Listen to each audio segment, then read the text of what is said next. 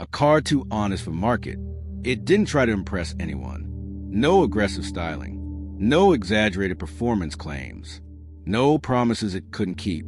And that was exactly the problem. In a market addicted to aspiration, this car told the truth. And the truth made people uncomfortable. Today, it's remembered as one of the most misunderstood vehicles of its time. Not because it failed mechanically, but because it refused to play a game the industry depended on. A game built on illusion, upgrades, and carefully managed disappointment. To understand why honesty became its greatest weakness, we need to return to an era when perception mattered more than reality. Cars were sold on numbers most drivers would never reach. Features few would ever use. Futures painted brighter than ownership would allow. The industry wasn't lying, but it wasn't telling the whole truth either. This car did. Its creators believed customers were smarter than marketing gave them credit for. They designed a machine that delivered exactly what it promised, and nothing more. Real-world efficiency instead of laboratory miracles. Longevity instead of novelty. Engineering decisions explained openly, without gloss or exaggeration. The spec sheet looked modest, almost underwhelming. Competitors laughed quietly. Reviewers struggled to frame excitement around restraint. Sales teams asked where the hook was. The answer unsettled everyone. The hook was reality. Underneath the conservative exterior lived an architecture optimized for daily life, not headlines. Power delivery was linear and predictable. Systems were accessible and reparable. Software updates focused on stability instead of new features. The car didn't pretend to be transformative. It was dependable. Early owners noticed immediately. Fuel costs matched claims. Maintenance intervals made sense, where patterns aligned with projections. Nothing felt hidden. Nothing felt exaggerated. Ownership felt strangely calm. And that calm exposed a dangerous truth. Most cars weren't designed to be lived with. They were designed to be sold. As word spread among owners, something unexpected happened. Satisfaction rates soared, but sales did not. People loved the car once they owned it, but fewer people bought it. Not because it was bad, because it didn't promise a fantasy. And in a market built on fantasy, honesty can feel like a flaw. That contradiction would soon place the car at the center of a conflict no engineer could solve with better design. Because you can fix performance, you can fix cost, but fixing perception is far harder, especially when the truth refuses to dress itself up. And the market was about to make that painfully clear. The disconnect between ownership and perception widened quickly. Surveys revealed a strange contradiction. Buyers who chose a car rarely regretted it. Yet showroom traffic remained thin. Marketing teams were baffled. How could a vehicle generate such loyalty and still struggle to sell? The answer lay in expectation. Shoppers arrived conditioned by years of exaggeration. They expected instant excitement, dramatic curves, inflated numbers, and promises that hinted at a better version of themselves. This car offered none of that. It didn't flatter ambition. It didn't inflate ego. It met customers where they were and asked them to stay there. Salespeople tried to compensate. They highlighted transparency. They emphasized realism. They explained how ownership costs align with projections. But honesty didn't translate well on a showroom floor. It lacked urgency. There was no illusion to chase, no hidden potential to unlock later. Competitors exploited this mercilessly. Advertisements compared peak horsepower, figures the car never claimed to chase. Feature lists ballooned with technologies that looked impressive during test drives but faded into irrelevance over time. Financing offers leaned on aspiration rather than practicality. Against that noise, truth sounded quiet. Too quiet. Internally, pressure mounted. Executives urged the team to reposition the car, add features customers could brag about, inflate performance metrics through selective testing, adjust messaging to suggest more than the machine could deliver.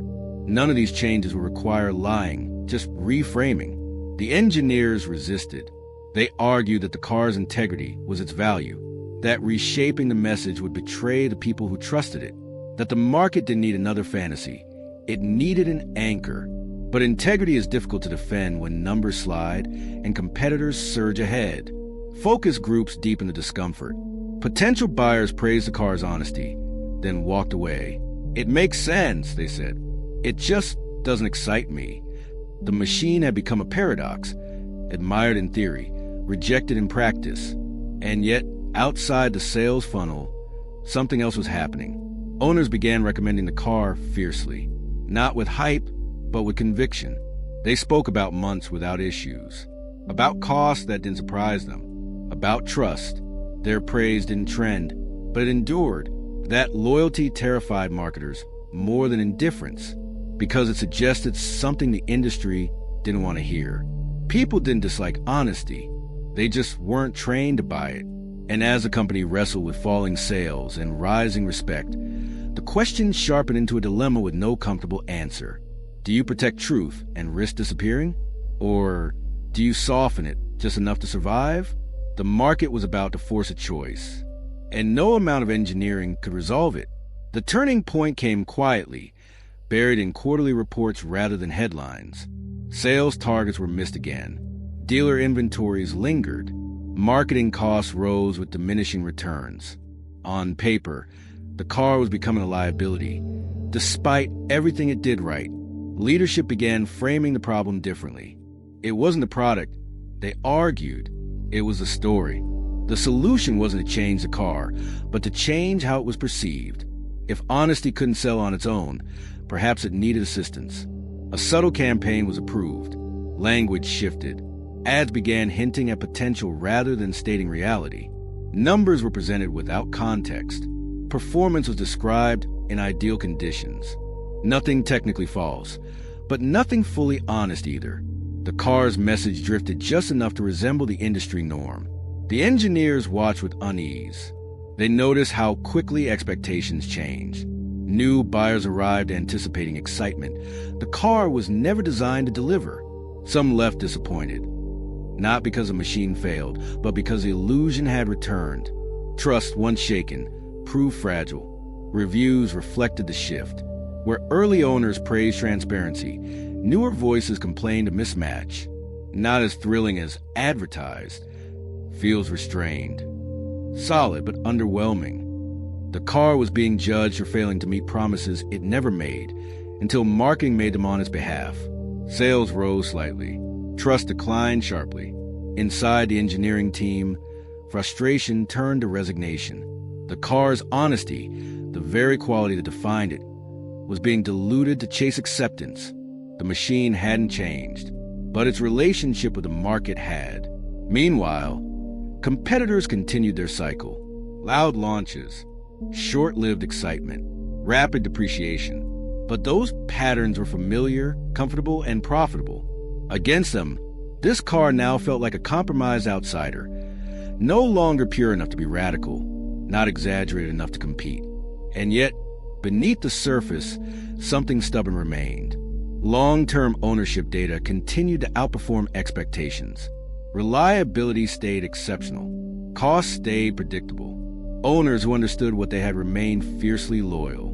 The car still delivered truth, just not loudly enough to be heard through the noise. As the gap between perception and reality widened, leadership faced an uncomfortable realization. They had tried to make honesty sell like fantasy, and in doing so, they had weakened both. The question now was no longer about marketing strategy. It was about identity.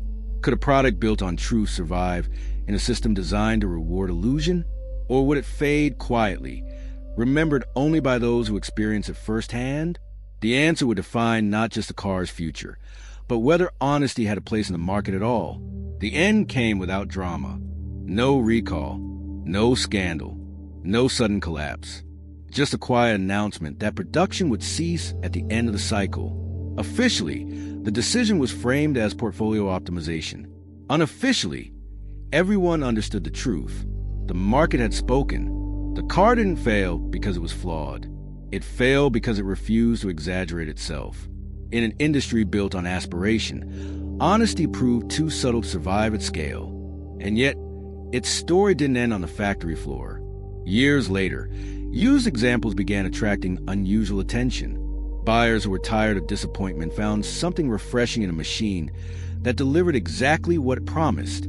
Ownership communities grew slowly, bonded by trust rather than excitement. The car became a recommendation whispered, not advertised. Its resale value stabilized, then rose, not because it became fashionable, but because it became reliable in a deeper sense. People knew what they were getting and valued that certainty. In a world of inflated claims, predictability felt rare. The industry took note quietly. Some brands began experimenting with transparency again. Clearer range estimates, more realistic performance claims, longer warranties that reflected confidence instead of caution. They didn't cite this car as inspiration, but the influence was unmistakable. The machine had failed commercially, but succeeded philosophically. It proved that honesty doesn't disappear when it's rejected. It waits. It accumulates trust slowly in corners of the market where spectacle loses its grip. And when disillusionment sets in, honesty becomes a refuge. The car that was too honest for the market didn't change the world overnight. It changed it eventually by reminding people that truth, even when it doesn't sell quickly, endures longer than illusion ever can. And maybe that's the lesson the market needed time to learn. So what do you think? Would you choose honesty, even when it isn't exciting? A car